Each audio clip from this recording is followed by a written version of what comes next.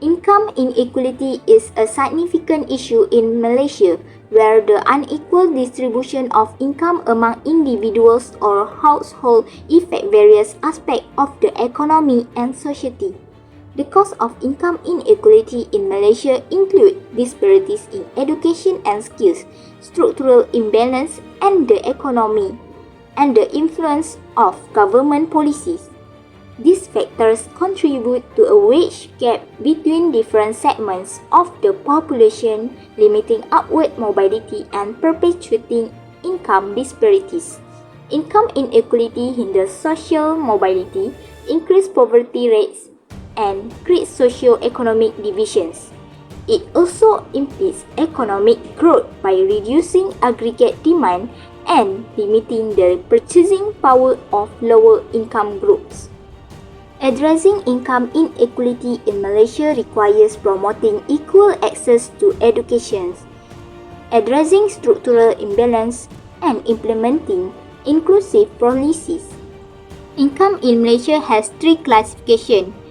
First is B40, second is M40, and third is T20.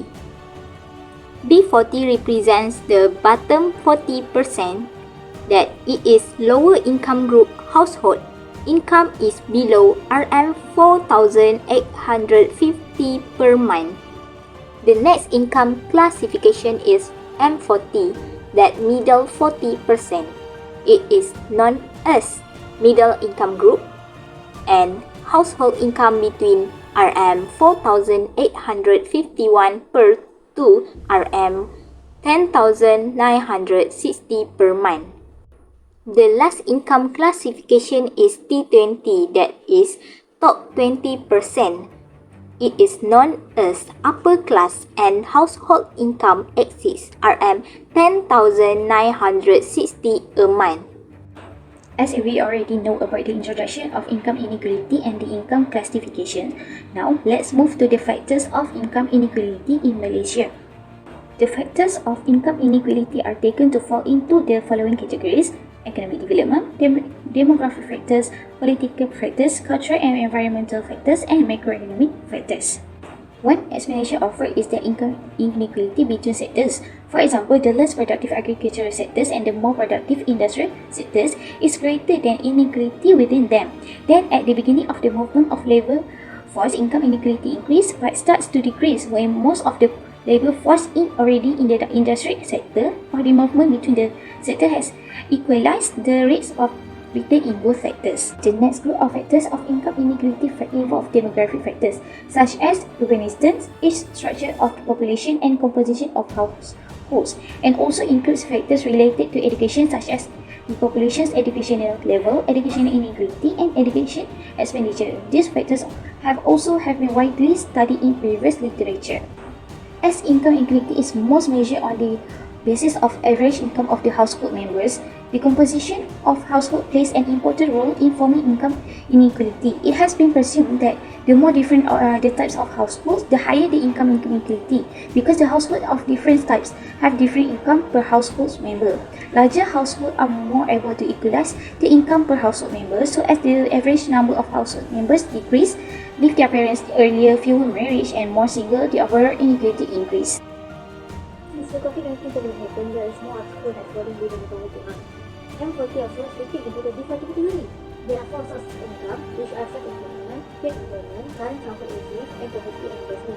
In 2020, paid employment and self-employment recorded the decrease of negative 60.1% of negative 9.7%. The mean of monthly household gross income decreased by negative 10.3% to record RM7,089 as compared to RM7,1901 in 2019. The decline was contributed by household or individual who experienced loss or reduction of income, particularly those with the status of employee, self-employed, and others. Meanwhile, the median of monthly household gross income also registered a decline of negative 11.3% as compared to 2019. The value of median of monthly household gross income in 2020 was RM5,209 compared to 2019 RM5,873. Majority of households experienced a decline in income, whereby many households from higher income we see the group shifted to lower income group. In 2020, there was additional of 12.5% of households with income less than 2,500 ringgit. Meanwhile, 20% of households from the M40 group with income between 4,850 ringgit and 10,959 ringgit has moved to the B40 group. Households in the T20 group were also affected by COVID-19 pandemic, where 12.8% of this group has shifted to the M40 group. As the percentage decrease in income for B40 and M40 household was larger than T20 household group. The income distribution for B40 and M40 declined to 15.9% compared to 2019, 60%, and 36.9% compared to 2019 at 37.2%. Meanwhile, T20 group owned 47.2% of income, increased by 0.4% percentage point from 2021.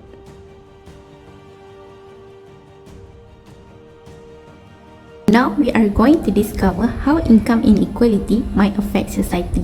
The first one is income inequality increases crime. Income inequality is linked to higher crime rates in economically unequal societies. A survey from 1968 to 2000 found that inequality is the single factor most closely related to crime. This is because disadvantaged members of society may experience resentment and hostility due to their economic position or competition for scarce resources, leading to a higher propensity for criminal behavior. The second one is income inequality decreases health. Certain illnesses occur at disproportionately high rates among the poorer sections of society. Poor people can have limited or no access to good healthcare and wholesome food. The effect of a sizable impoverished population, a key component of economic inequality, include a lower income labor force that is less productive, greater disease and mortality rates, higher healthcare expenditures, and steadily increasing poverty for those who are affected. So, in order to prevent this issue from being widespread, there are numerous approaches to lessen economic inequality. First and foremost, government should invest more in education. Differences in early education and school quality are the most important components contributing to persistent inequality across generations. Investment in education, beginning in early childhood, can increase economic mobility, contribute to increased productivity, and decrease inequality.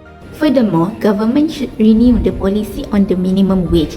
Research shows that higher wages for the lowest paid workers has the potential to help nearly 4.6 million people out of poverty and add approximately 2 billion to the nation's overall real income. Additionally, increasing the minimum wage does not hurt employment, nor does it retard economic growth.